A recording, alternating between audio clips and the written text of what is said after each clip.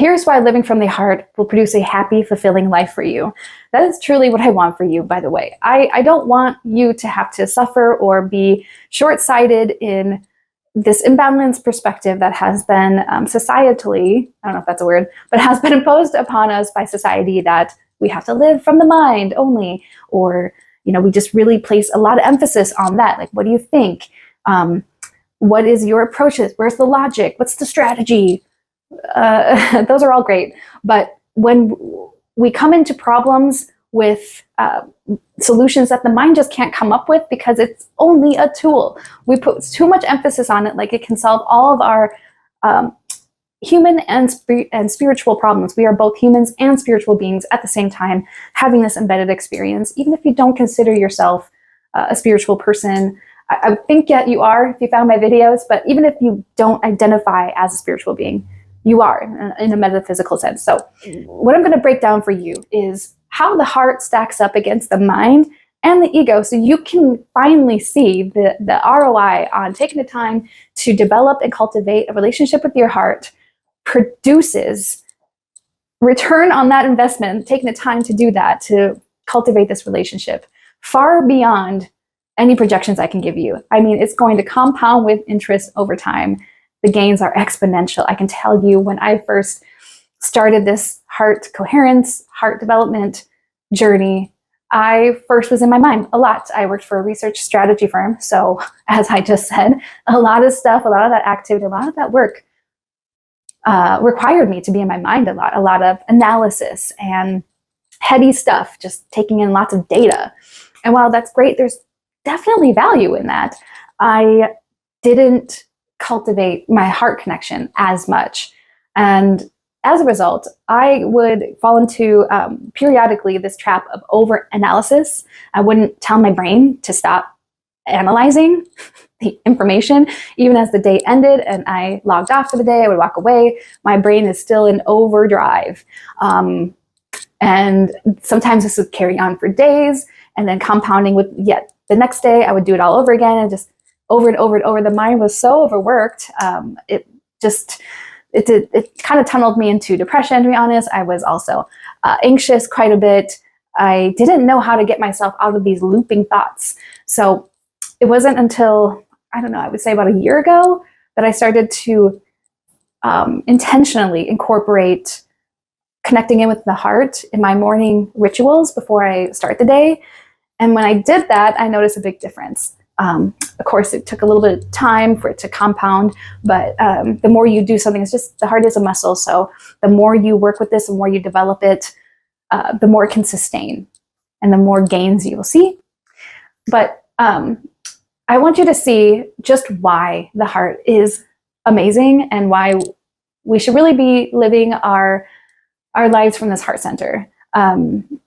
I choose every day to try to make my heart the epicenter in which I experience all of my reality. Not only what I experience, but I also express from the heart. Now, this is a practice, okay? It's like when you go to yoga, they're always like, this is a practice. Where are you at today? Like, wherever you're at is perfect. And give yourself grace. This is going to be a process. And I still sometimes forget or get a little caught up in day-to-day life that it kind of goes off to the wayside. But the important thing is that you are making an ardent intention to steer your ship in this direction, to stay consistent, to at least grab hold of some tools and some resources. And I got you covered. In fact, before we go deeper into this topic, I want you to check the description box. I want to link some freebie resources for you to help develop your heart coherence, or develop your relationship with your heart. So be on the lookout for that. Back to this breakdown. It's important to know how much all of that is going on in the heart versus the mind and the ego. Let's just jump right into it. Okay, the mind, like I said, is a wonderful, powerful tool, and we need it for sure. It can help us be creative, think through solutions. It can do computations, cognitive functions like critical thinking or cognitive processing, blah, blah, blah. The list really goes on, but the problem with the mind is that it is siloed. It is siloed. I mean, I'll reframe that. It's not really a problem. It's just in the context of trying to put so much emphasis of like, the mind's got to be my guidance system. The mind has got to solve all my worldly problems. The mind has got to figure out everything. That's too much responsibility for that poor little mind. Like, the way I see it is, it was just looking at all the core functions of the brain. It's clearly a tool for us. It's not meant to guide us per se, to provide, to be the only source of all the solutions that we need. It is siloed. It can only be self-contained. It also has a limited perspective. It sees limitations. Unlike the heart is unlimited. You tune into your heart and you ask it what it thinks about a certain problem, it's not going to think it is even a problem, because it is so unlimited, because it is tapped in with pure source energy. Pure source is unlimited with infinite possibilities. It's just a matter of rewiring, reshifting to tap into the highest potential and probability for the outcome that you so desire. This is your creation, your pure source creation tool. This is a great creative tool once you have your once you have the dots connected and you know your direction. Like, I'm not going to use my heart to create a graphic. I'm going to have to rely on the mind to help me with the cognitive functions to get the job done. The heart is connected. Unlike the mind being siloed, it is connected with all things. Let's look at what the ego is. Also siloed. It is self-contained in this concept that, which, by the way, I didn't even know how to pictorialize what the ego looks like. So I made a box, because I feel like the ego is always trying to put you in a box and say, like, you know, I am Teresa. I am not you. I am me. I'm not this paper. I am not this Sharpie marker. If I look outside, I'm not that tree. You know, like, it's letting me know that I have this other separate self-contained identity apart from all other things, even though the truth from a level of a reality is that we are all swimming in a sea of oneness, as I like to say, which is often pretty comforting for me, because it's easy to feel alone, especially since I work from home a lot. I can start to feel siloed, because that's the mind and that's the ego. But when I tune back into my heart and into that oneness, I'm like, okay, that's right. I am interconnected with communities all over the world, and that feels so much better. But yeah, the ego is also siloed. It's self-contained, and is pure function is to let you know you have a self concept. Okay, next.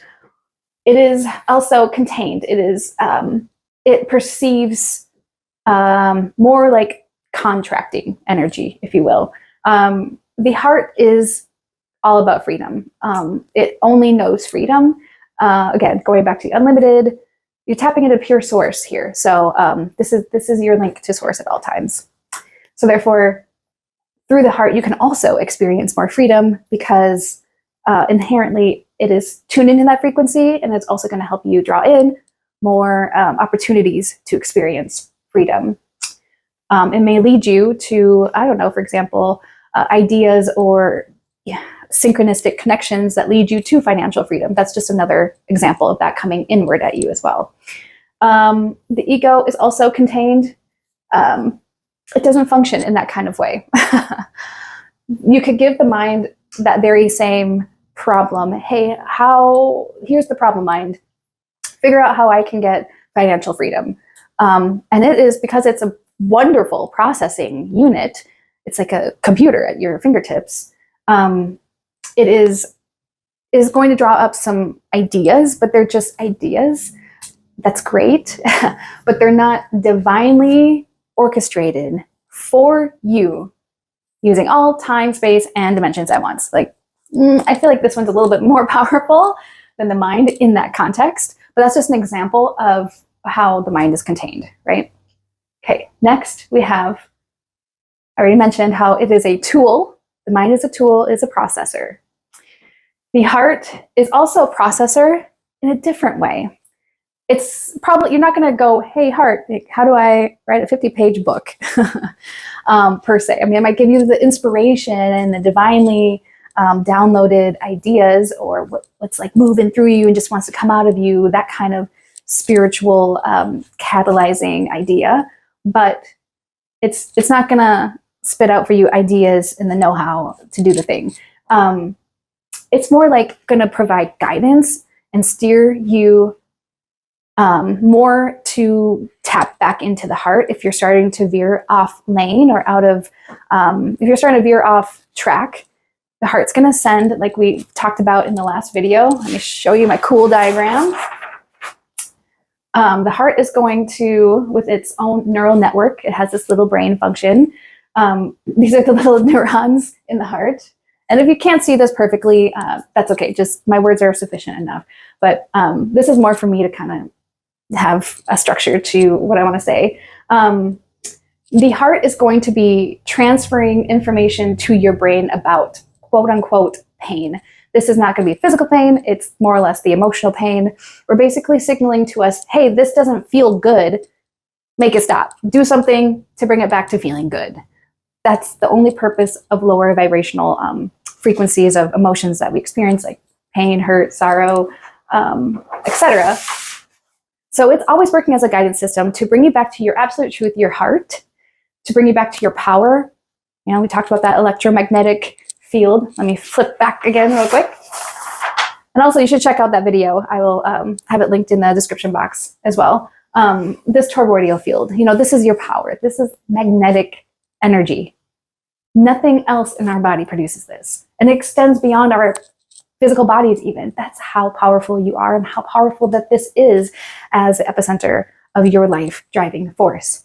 The electromagnetic currents that the earth produces from her, I guess you could look at it this way, as her heart chakra, from her core, all that churning metal, creating electromagnetic fields that are sparing us from the hot burning sun and blasting us radiation that would have definitely burnt us to a crisp if we didn't have this magical, unseen to the naked eye electromagnetic field. That's just how powerful these fields are, and something we take for granted and far unutilize. So the heart is where it's at. It's got that power. It's going to connect you back to your power. It's going to remind you, hey, come back to center, shift your thoughts, shift your vibration, shift your feelings about this, because it's off the mark. You're not where your power is, which is in the present moment. Your power is always in the present. It's never in the future or the past, always in the present. The guidance is maybe the guidance is going to steer you to consider forgiveness and not hold on to this emotional pain, because we will just hold it in stagnation in our bodies until we, through the portal of our hearts, forgive. More on that later. I have a separate video for that in and of itself, a practice of forgiveness for the spiritual toolbox collection. So be on the lookout for that coming soon. But yes, it is a guidance system. The ego in this, it's not a processor and it's not a guidance system. Do not ever, I would not recommend looking to the ego for any source of guidance at all. Watch out if you do. I'm already cringing. Okay, the appendage is what I wrote here because I kind of see the ego as it is a necessary thing for our human experience. We need it to understand that we have our own identity apart from one another, so we don't get each other mixed up in each other. Like, where do I end and you begin? That would be a very confusing experience. No, we get to like actually luxuriate in this concept that we are separate from all other things when we are not. We are really all just interconnected in oneness. But the appendage is something that's abstractly, and this is just a conceptual thought here, conceptually attached to our body, to our human experience, but it is more like a utilitarian function. It doesn't serve anything more than that. It's like it just hits one note over and over. Hey, I am me, not you, over and over, and that's it. So that's pretty much where the road ends with the ego. Be definitely on the lookout for that, and just know that the ego sometimes wants to help you out so much that it may sense that you are in distress and may think that you don't know how to utilize your heart or your higher self or any higher power that you may call upon for guidance. So it may sense you're in distress, think that you aren't going to be calling in the rescuers, as I like to say, and instead will try to step in and offer you guidance, or to play that role of judge, jury, or executioner, or to try to help you through it. But it's going to come out distorted because it doesn't operate in the same frequency as your heart, which is, again, electromagnetic field. Hello. And the mind is going to create more storylines versus pure divine guidance. And I would trust pure divine guidance over individualized, siloed, and limited perspective. In other words, do you want to trust God's perspective or this tiny little pinhole of perception that you can have within your mind? Because that's the big difference. What else we got? The mind is intelligent. Okay, great. And also is the heart. We talked about the neural network. It has its own little brain. So it is intelligent, plus it's also connected in with divine infinite intelligence, which you are too. Nothing for the ego. The mind is going to be looping, like I talked about with my previous example, and where I was stuck in looping, overworked mindset. And I was just so engulfed in my mental activity. There was nothing going on here. And that left me very sorely imbalanced. I was not living a high quality of life. I guarantee you that. The heart is infinite. It's not looping. It's not going to grab hold of something. And because the mind is because the mind is a processor, it is meant to solve problems. It's always seeking closure. So if you aren't cognizant of giving it completion of a task at hand, or a problem is solved, or even just giving it the permission that, hey, you can tap out for a little bit. We're going to come back to this later. If you don't close those tabs, they're going to keep running. It's like you left your computer on and it's still running the task, even if you walked away. And that's not a great thing, because what that leads to is overthinking. And we've all been there before. It's not always a great feeling. And plus it pinches us off from the heart connection, which is our connection to love. So essentially we're pinching ourselves off from love when we are overthinking. And that's inherently why it doesn't feel good, because again, the heart, being a guided system, is trying to call you back into your heart and be like, come back. That problem that you're so fixated on, well, we don't really perceive it much as a problem. Tune deeper for more guidance and clarity. So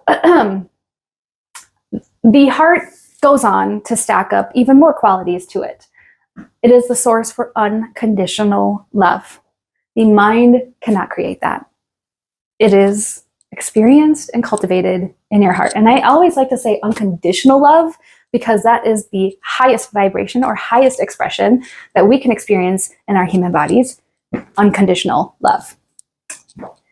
Passion and purpose, all seated in the heart as well. The mind works as a tool to partner with you once you have that identified and established, or helps you identify, like, yeah, this is our passion, this is great, and gives you feedback about that. But the passion and purpose lies within your heart. If you are looking for what your purpose is, let me know and I can do a video about that. There's many, many, many different layers to that too, but in short, it's contained in your heart. And play, joy, happiness, and fulfillment, forgiveness, all of these activities and experiences happen from the heart. And the list really just goes on. Like, I ran out of room. So I think you get the point that the ROI in this column is exponentially greater than trying to live your life in the mind, where you come into problems, and then especially ego, lots of problems here if you try to live from your ego. The ROI on the heart is expansive. It's like ridiculous. So I hope I have at this point convinced you that your heart it's worth the time to cultivate a relationship with. I've linked some tools for you. Like I said, more and more will be happening as we continue this journey together. But I encourage you to right now decide to make that shift, to live more from your heart, just for your own sake, but knowing that when you do that, you're going to be shining brighter and putting out an even wider field of love. And if you do that, you're sure as heck going to inspire other people to do that. And if you inspire 2 to 3 more people, then those people, it's a chain reaction, and those people can inspire other people. And as a macro scale, we can really make some profound shifts in our in our world. And I'm not encouraging you for that, outcome per se, but that's just the bonus. That's the beautiful thing about co-creation, is that really you just have to be concerned with your own energetic hygiene, so to speak. And that alone does make an impact on the greater world around you, even if you don't always have that validation, or even if you don't always see that feedback coming at you or evidence of it. It really is happening to the unseen eye. So, but more or less, do it for you, for your life, for a happy, fulfilling life. Living more from your heart is going to cultivate that for you, I promise. And as you go about your day-to-day, one quick and simple check-in you can give yourself, because I just want to give you something before I left you with this video. Check in and ask yourself where you are occupying most of your internal energy. Is it occupied in the mind? Have you been putting a lot of focus on that and living more from your mind throughout the day? Or are you tuning more into your heart? Are you somewhere in your ego? So that's just a quick question you can use to check in. And if you are sorely deficient in the mind or in the heart space, then check out the tools and continue to cultivate that relationship with your heart. Your life is going to change dramatically, as it did mine. Thank you so much for sticking with me through this video. I hope you've enjoyed it and hope that this has all been really helpful. I'll see you in the next one. Please be sure to like, share, and subscribe for more. Thank you.